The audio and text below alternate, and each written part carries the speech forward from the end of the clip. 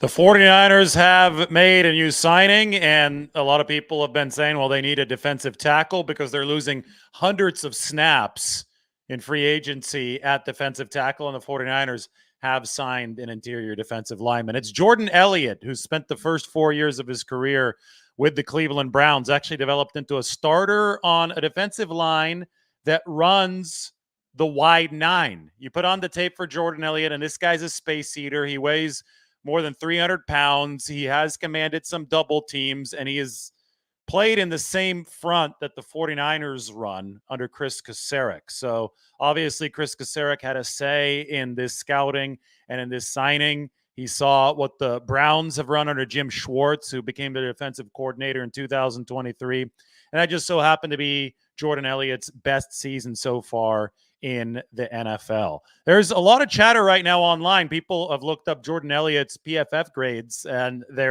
aren't very good. But some players don't exactly translate into PFF grades, especially along the front, depending on what kind of front that they're running.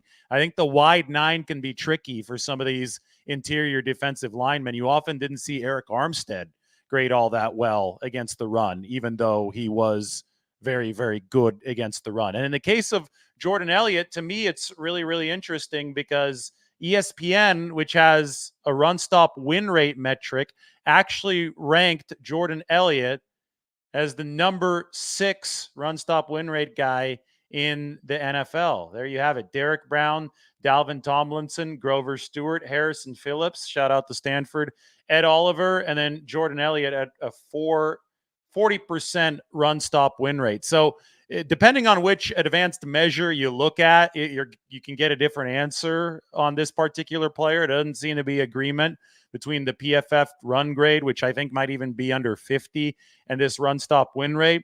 What ESPN is looking at, they claim that it's more objective than just grades. Grades can be obviously subjective when you're looking to see what a player is doing on a down in, down out basis. ESPN is saying that Jordan Elliott is actually able to get in front of runs, make stops. I believe that run stop win rate is something that's calculated as a stop before the ideal line to gain. I'm going to check the definition for you to make sure. But between different metrics, we have different evaluations of Jordan Elliott. But I think that the main point here is that the 49ers have to replace hundreds of defensive tackle snaps. They've got a guy that fits their scheme here, or at least Chris Kacerek thinks that he fits their scheme. And I think that opinion is obviously much more consequential than any outside opinions on this matter. So if we can look at different metrics that say different things, I think that we could probably look to Chris Kacerek's opinion on this.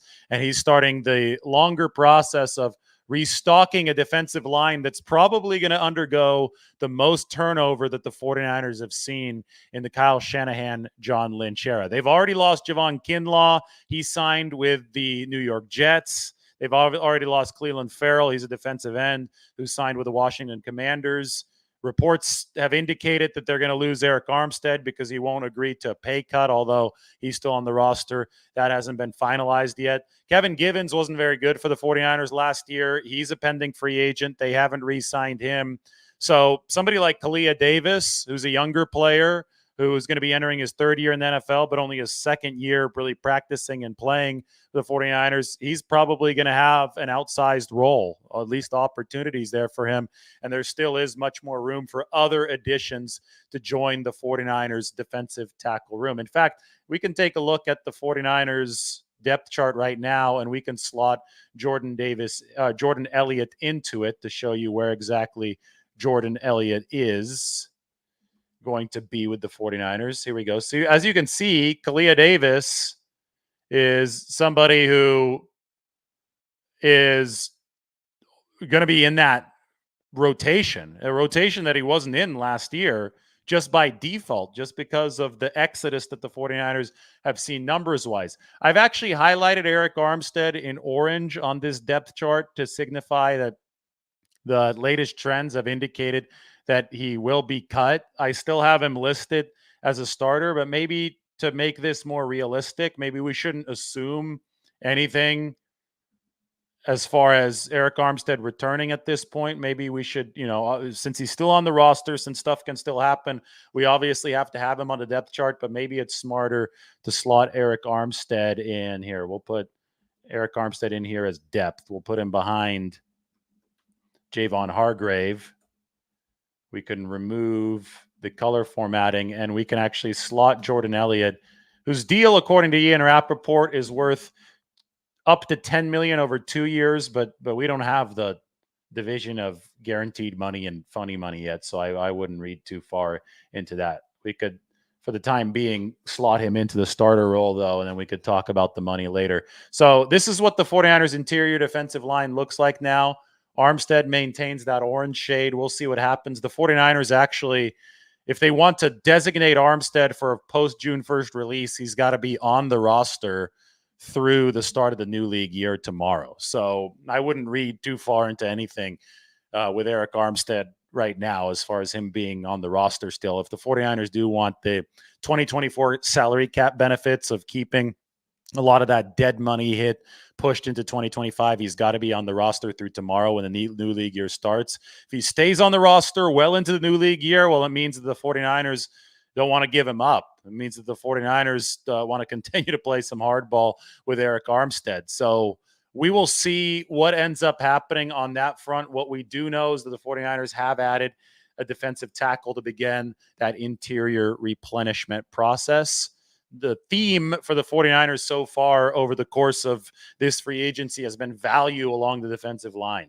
They picked up Leonard Floyd for $10 million a year. Leonard Floyd is the player has been very consistent, has been very good for both the Bills, or first the Bears, then the Rams, and then the Bills. They picked up Yetur Gross-Matos, who's been a rising player with the Carolina Panthers, and Yetur Gross-Matos can play outside and inside. He's a rotational piece with versatility. Maybe you could look at him like an Arden Key, but probably better against the run than Arden Key. Somebody, though, that can line up at both end and at defensive tackle. Watched some Yetur Gross-Matos film yesterday, and he was impressive with his hand in the dirt. He was impressive standing up.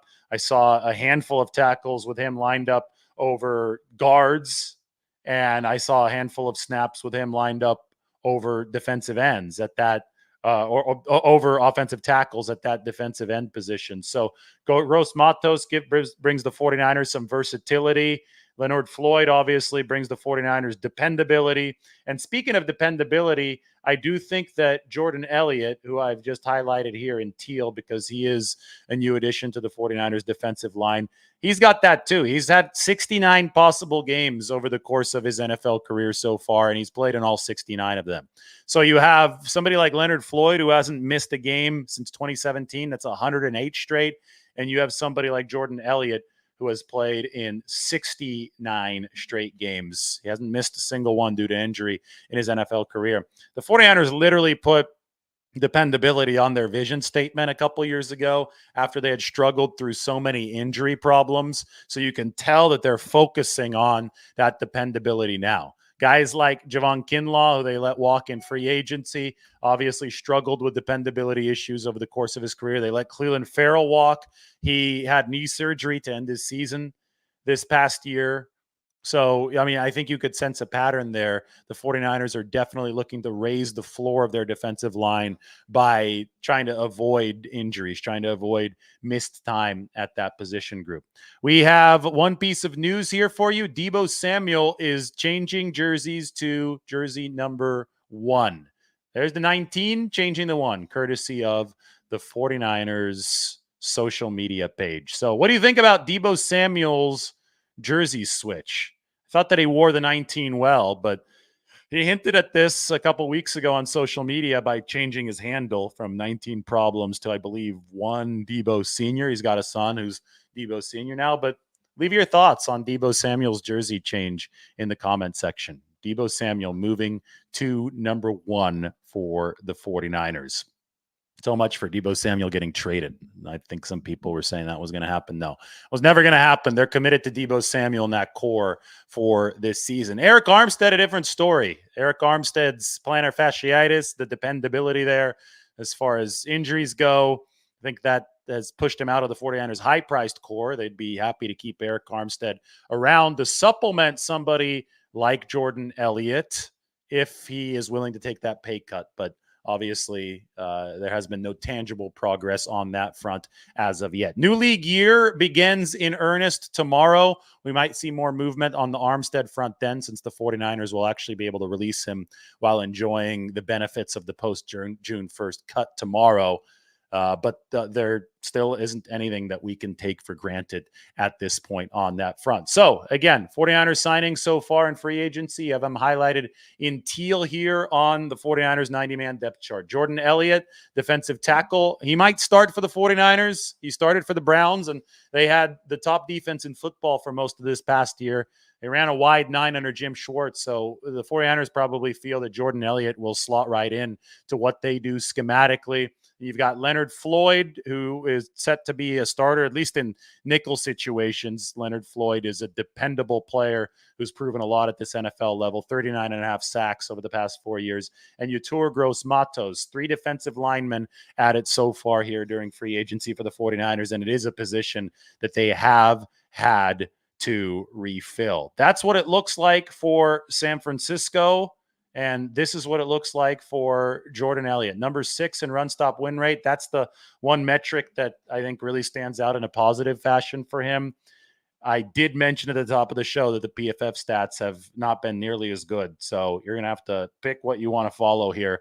I will break down the tape as I always do. I've seen a little bit of Jordan Elliott on tape right before I came live here, so I would be able to talk with a little bit more authority about what the 49ers are getting. And I will tell you that he is a space-eating defensive tackle. And I also will say that oftentimes in the wide 9, it's tough to judge how somebody's performing in against the run because the defensive linemen are just further apart than they normally are. They're all having to be responsible for a greater patch of grass than you would see in a typical alignment. That puts a lot of strain on defensive tackles.